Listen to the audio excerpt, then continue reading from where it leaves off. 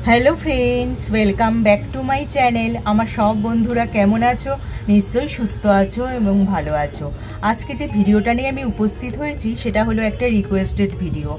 आमार एक सबस्क्राइबार बंधु आमाके रिक्वेस्ट करेছে যে দিদি मुखे खूब दाग छोपेर समस्या, কিছুতেই समाधान करते पारछि ना। पार्लारे गिये हाजार हाजार टाका खरचा करेও किन्तु समाधान হচ্ছে না।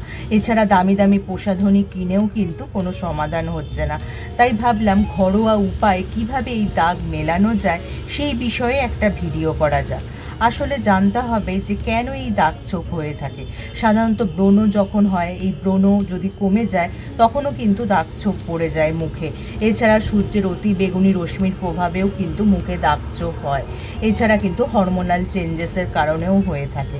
আর ঘরোয়া উপায় কতগুলি টোটকা আজকে আমি শেয়ার করব, সেগুলো যদি তোমরা নিয়মিতভাবে তোমাদের ত্বকে অ্যাপ্লাই করো তাহলে কিন্তু উপকার পাবে। চলো তাহলে ভিডিওটা শুরু করা যাক। পাশেই একটু কনস্ট্রাকশনের কাজ চলছে, আওয়াজটা যদি একটু বেশি আসে প্লিজ ইগনোর করো। প্রথমেই বলবো আমাদের মহিলাদের মধ্যে কিন্তু হাইপার পিগমেন্টেশনের সমস্যা বেশি দেখা যায়। যাদের বয়স 50 বা তার বেশি তাদের মধ্যেই কিন্তু দেখবে মুখে দাগ ছোপের সমস্যা বেশি থাকে। তার জন্য তোমরা অ্যালোভেরা জেল লাগাতে পারো। আমাদের মধ্যে অনেকেরই বাড়িতে অ্যালোভেরা গাছ থাকে। এই অ্যালোভেরা গাছ থেকে যদি অ্যালোভেরা জেল বার করে নাও, হলুদ অংশটা অবশ্যই ফেলে দেবে। এই অ্যালোভেরা জেল ভালো করে একটা বাটিতে নিয়ে তারপর সেটা যদি তোমাদের যেখানে যেখানে দাগ ছোপ রয়েছে সকালে আর বিকেলে আধ ঘন্টা রেখে ধুয়ে নাও, দেখবে কিন্তু দাগ ছোপ আস্তে আস্তে ফেড হয়ে যাচ্ছে।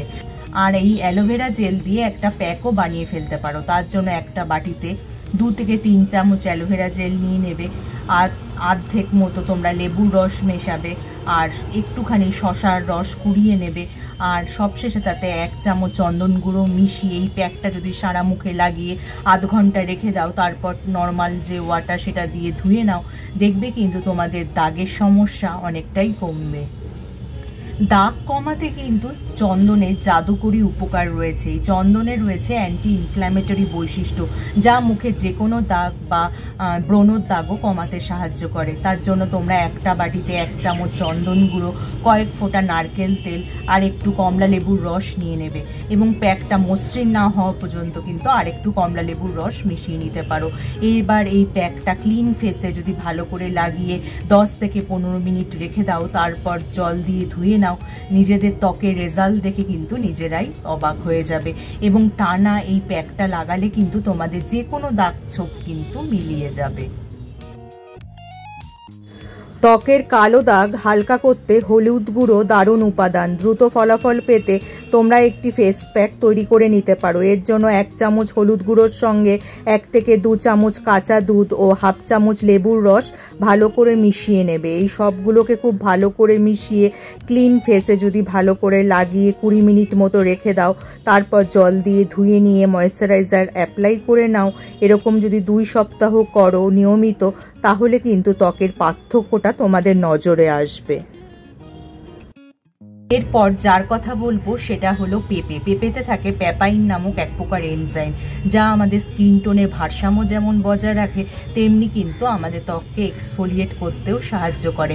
তোমরা সবুজ পেঁপে নেবে, তার খোসা ছাড়িয়ে নেবে এবং বীজ ছাড়িয়ে নেবে, সেটা এবার মিক্সিতে পেস্টের মতো করে নেবে। তারপর রাতে শুতে যাওয়ার সময় এবং সকালে ঘুম থেকে উঠে ত্বকের যেখানে যেখানে দাগ রয়েছে সেখানে যদি একটু লাগিয়ে রাখো 10 থেকে 15 মিনিট, তারপর জল দিয়ে ধুয়ে নাও এবং ময়েশ্চারাইজার অ্যাপ্লাই করে নাও। বেশ কয়েকদিন করলেই দেখবে তোমাদের দাগ ছোপ অনেকটাই মিলিয়ে গেছে। এরপর যার কথা বলবো সেটা হলো অ্যাপেল সাইডার ভিনিগার। এই অ্যাপেল সাইডার ভিনিগারে অ্যাসিটিক অ্যাসিড রয়েছে, যা স্কিন পিগমেন্টেশন হালকা করতে এবং ত্বকের সামগ্রিক চেহারা উন্নত করতে সাহায্য করে। এর জন্য তোমরা একটা পাত্রে সমান পরিমাণে অ্যাপেল সাইডার ভিনিগার এবং জল মেশাতে পারো। এবার এই গাঢ় মিশ্রণটি তোমাদের ত্বকে যেখানে যেখানে দাগ রয়েছে সেখানে লাগিয়ে 5 থেকে 7 মিনিট রেখে দাও। তারপর হালকা গরম জলে ধুয়ে ফেলো মুখটা এবং ময়েশ্চারাইজার অ্যাপ্লাই করে নাও। দেখবে কয়েকদিনের মধ্যেই কিন্তু তোমাদের দাগ ছোপ হালকা হতে শুরু করেছে।